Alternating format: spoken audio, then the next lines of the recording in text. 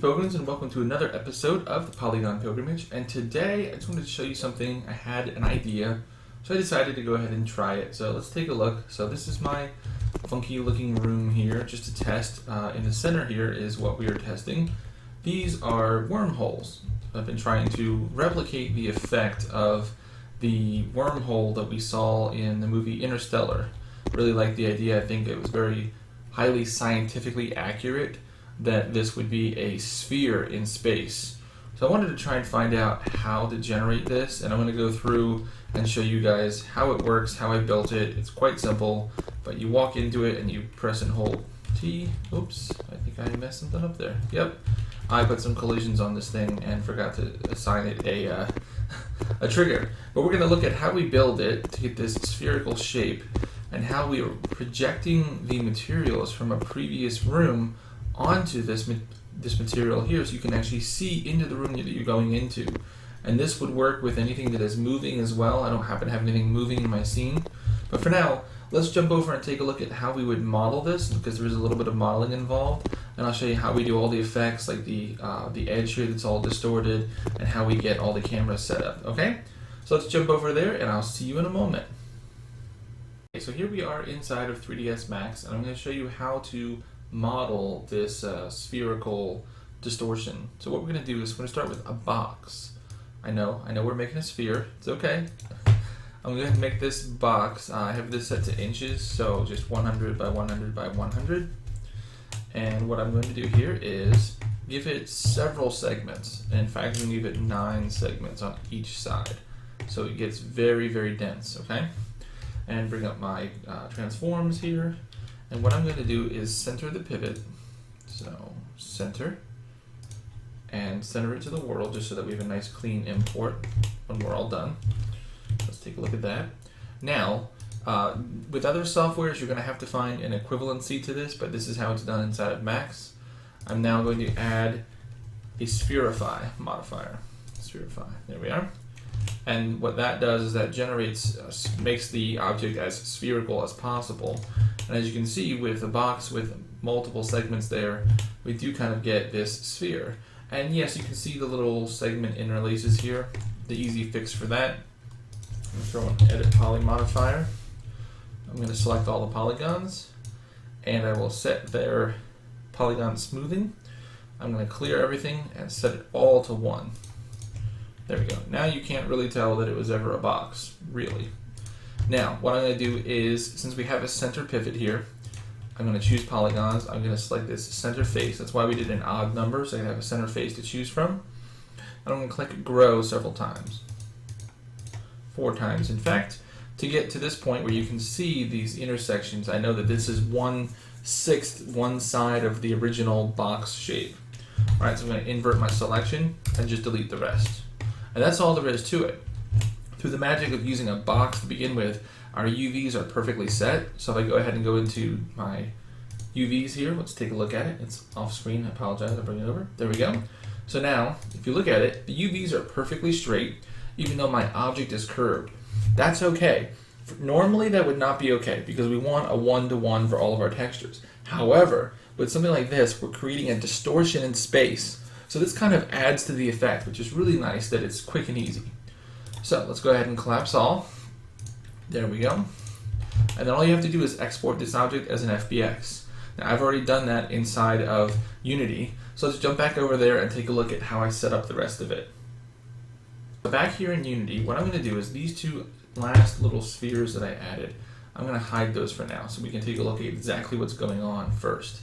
So what I have here is I have 2 box rooms that I've generated, and in this box room I have the basic first-person controller, and what I've done is I've just done 2 simple materials, a blue and a red, and I've just made 2 different type of rooms. You can definitely tell that you're in one room versus the other, and looking through our looking glass distortion here, I can see the other room.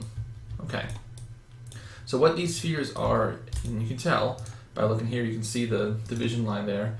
These are just multiple copies of that object that we brought in, rotated around one another in 90-degree increments. So if I go under here, wormhole A is this whole object.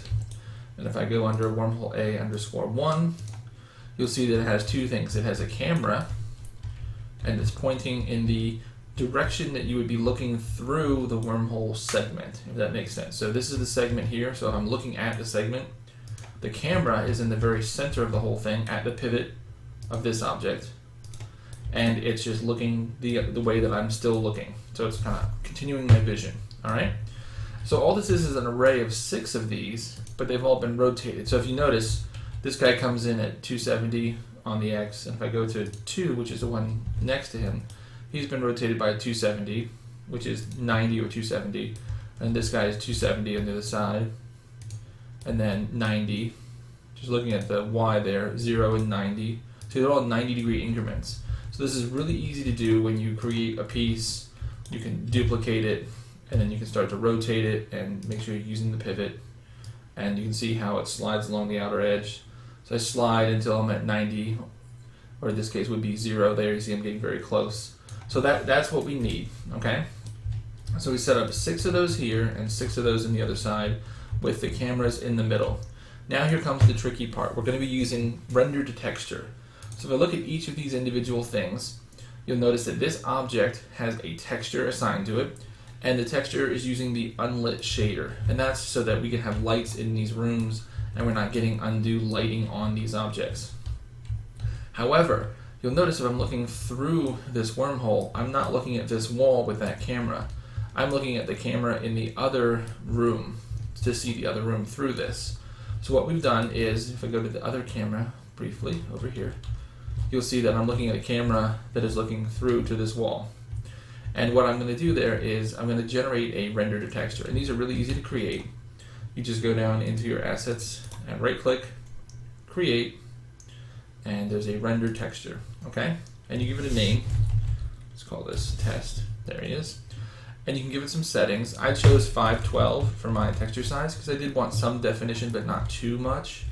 You know, I'm okay with a little bit of jagginess because I'm going to throw an effect over top of it. I didn't want to go crazy because I was going to have 12 of these things. Then all you have to do is select your camera, which is in here, and you drag and drop it into this target texture spot. See here, WHA for wormhole A1 has his wormhole A1 texture dragged into there. Boom, perfect. Then that generates the preview you see here with these textures.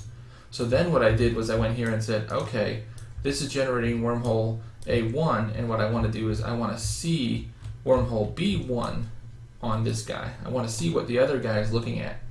And that's what we have here. See, wormhole B1, I just took his texture and drag and dropped it onto here to create a texture and changed it to unlit.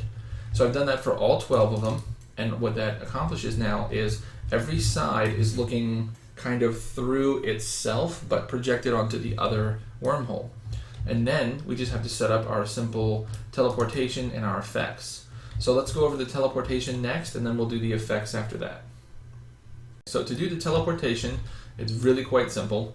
Let's go to wormhole A, here we are. So on this object, I've added a sphere collider, and I set its radius so it's just outside the edge of this. If you're following along at home, doing exactly the same thing, 100 inches, when I imported this, it's 1.27 is what I ended up with. Then I'm just going to attach a script. So I made this script called Simple Teleport, and here it is. It's very easy.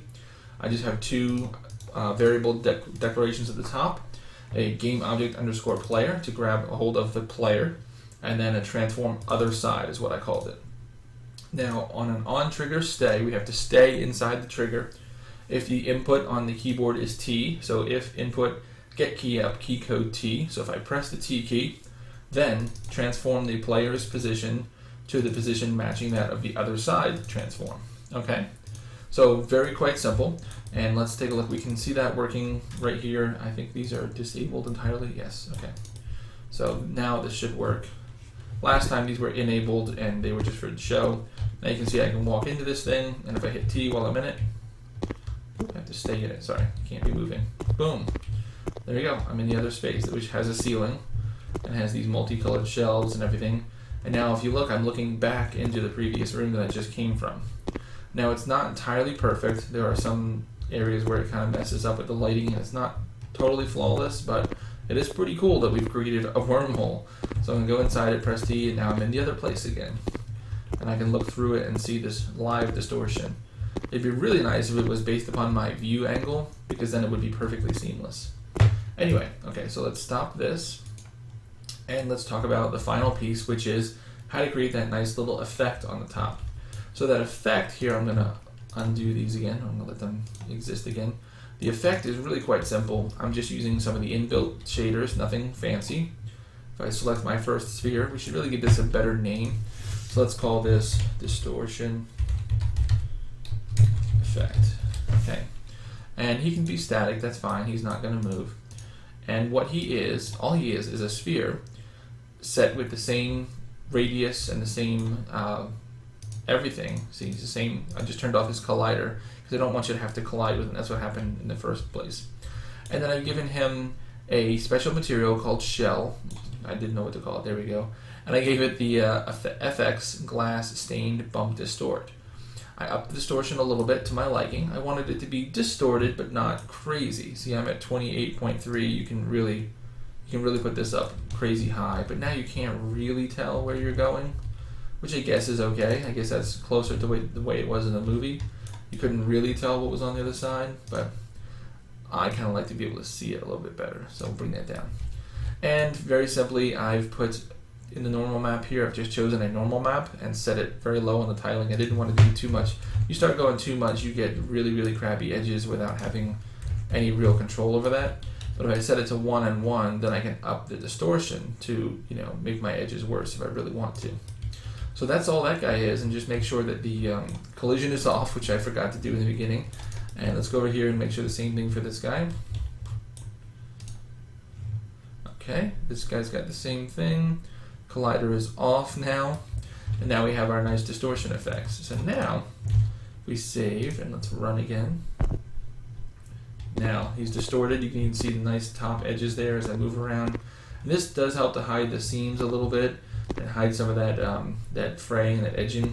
And what I would really like to do next is add a simple script which will make this rotate. So it will rotate and cause that distortion to rotate as well. That'd be really cool. But now I can walk inside of it, hit T, and I'm in the other place. And now I have a live preview back into the previous place. And what's really cool about this that we haven't been able to do just yet is this is a live preview. So if I had objects, say, we could do a quick test of objects falling into the other area. So example, we're going to start over here. So over here, let's take the roof off. And this is really neat. It will update, which is really cool. So let's grab some objects here. Game object, 3D. We're just going to add some spheres, okay? And let's move him up. We'll move them up quite a ways because we want them to fall for a little while we get situated to look at it. Okay, there he is. So let's add some physics to it. Physics, rigid body. There you go. Mass is fine at 1. He'll fall just fine. And we'll duplicate you, move you, duplicate you, move you up and over a little bit. I'm just going to make a couple of them here. Nothing too fancy. There we go. All right, let's try that out. So now if I'm back in my other room and I look into the other room here, yep, I see objects falling into that room. Let's see, there they are. They're rolling around. And I can watch it happen live on the cube here, on the sphere here. There he is. He's rolling over there in the corner. So there you go. It's a live preview of the place that you are going.